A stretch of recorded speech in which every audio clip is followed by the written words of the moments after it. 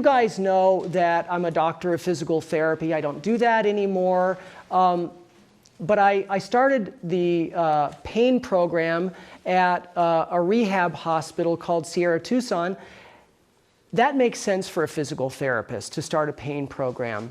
And what motivated me in choosing what to bring to the pain patients that arrive there was I wanted them to understand their condition better, because all the research says is if a person understands the sort of the nitty-gritty of the pain science, that pain patient is going to be able to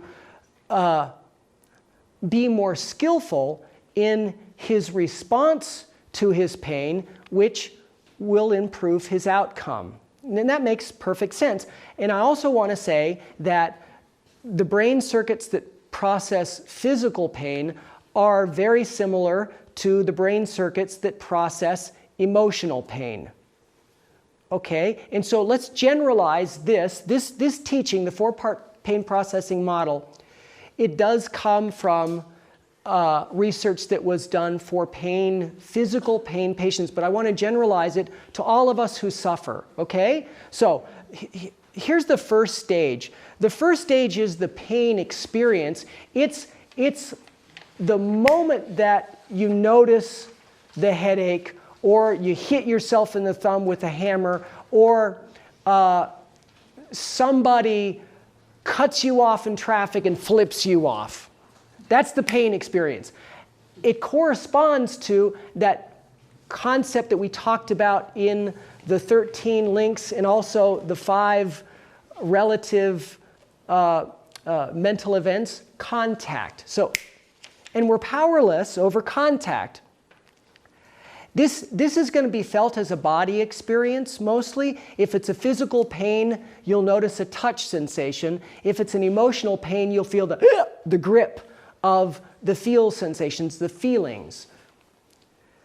It's pre-verbal at this point. Now, that doesn't mean that you won't understand the context of what's happening, sort of big picture, but so appraisals do show up at this level, but there isn't thinking yet so much in your head, like a story isn't starting yet.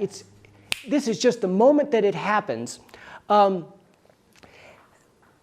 I teach when I'm at Sierra Tucson and working with the recovery community in which I work. I teach that this is what we're really powerless over. We can't keep lousy things from happening, and everybody understands that. And our initial reaction to the lousy thing, we don't have a lot of control over that either, because it's already baked into the cake. All right? So this is happening all really fast. There's a fantastic word that Tibetans have for this moment, and that word is Shenpa, S-H-E-N-P-A. It means you just got hooked. And so I invite you to use this word for that moment when it happens in your life. So as soon as the thing happens that, or the whatever it is, world, body, or mind that hooks you, see how quickly you can realize, oh, Shenpa. And the rule is keep the Shenpa small. Now, what that means is, it means you're going to have to start to deconstruct what happens next, what happens next, what happens next. Like stay awake. That's what it means. Okay, so next is, this is just one mind moment later. All right? I just want you to know this is not like you're waiting. In the very next moment, you're going to know that this is lousy. I don't like this. This is unpleasantness. Now, unpleasantness, that emotion, this is when there starts to be some dialogue in the mind. And remember I taught you guys that the emotional core, our emotional core is put together, in a sense, by activity in the body and the mind, but specifically in feel space. So the feelings that you have, but then the talk and the image that come with it, that's going to form a really solid sense of, I don't like this. There's a mind-body there that doesn't like. That's going to come, and again, this is just one flicker of a mind moment later. So most often, this moment is going to, you're in the reactive phase, and you won't have, initiated your mindfulness yet. And your concern at this stage is going to be a short-term, how do I get out of this, make it better, change it, medicate, whatever. It is going to be very quick, reactive, whatever is the habit of soothing that's going to occur to you at that moment. Okay, so now, mind moment later, suffering. This extends unpleasantness. What suffering is, remember how you've heard the expression, pain is given, but suffering is optional. Goes like that somehow. I'm not sure if I got that exactly right. But what suffering is suffering is extending the unpleasant experience. It's making it longer and bigger. It's turning fear into anxiety. It turns sadness into depression. It turns injustice into rage, anger into rage. Things get bigger. So right after the contact, and remember in the 13 links, maybe you do, the link where is number 6 is contact, 7 is feeling and discrimination. That's unpleasantness.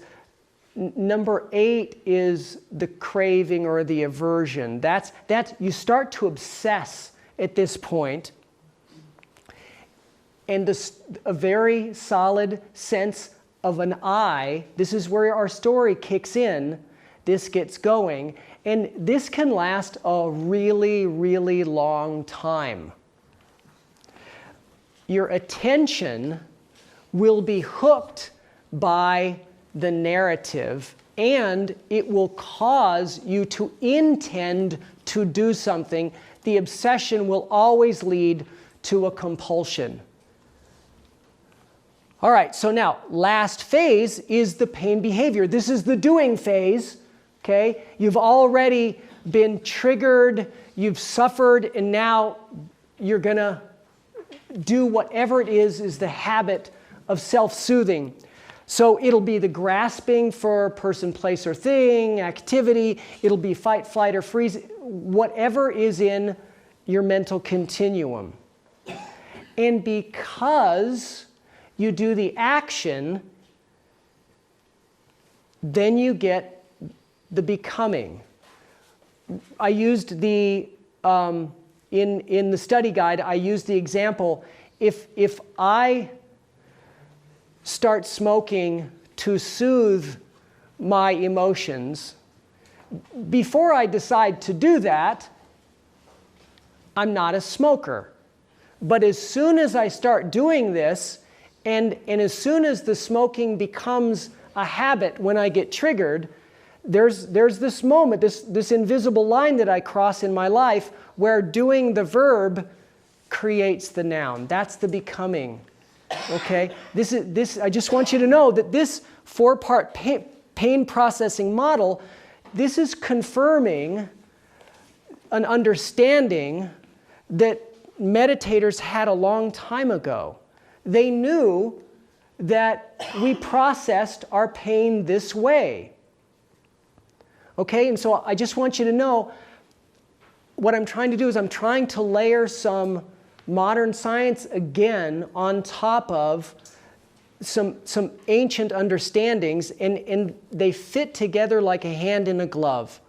All right, so interestingly, if you look at these 4 stages and you divide them, the stages on the left and the stages on the right.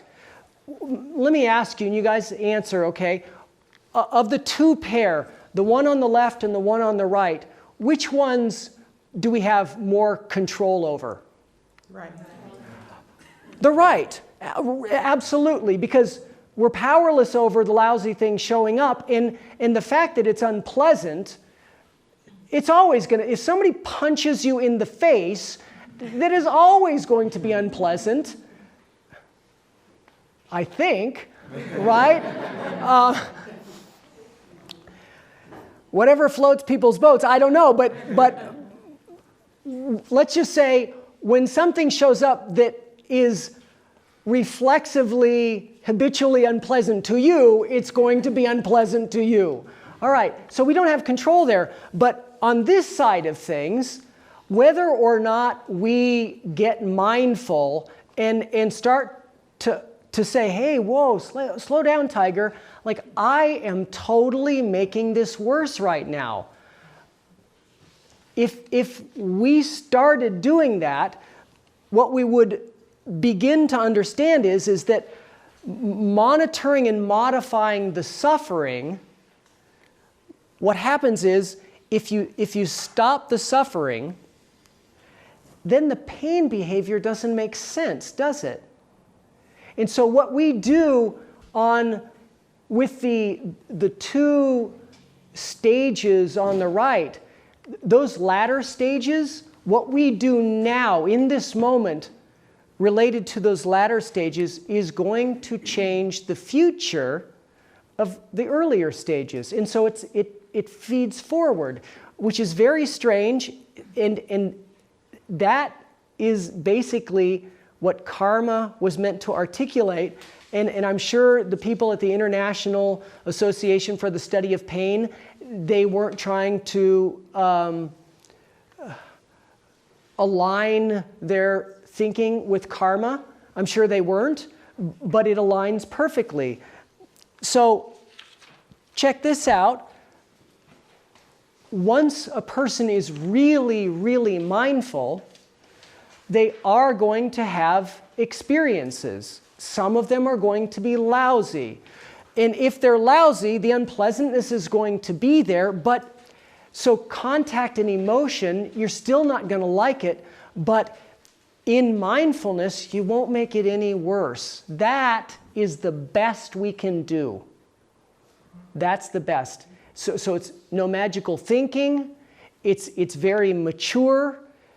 Spiritually as well, when you can get to this place, you're really owning your experience in a very adult way. Okay, we're all trying to get here.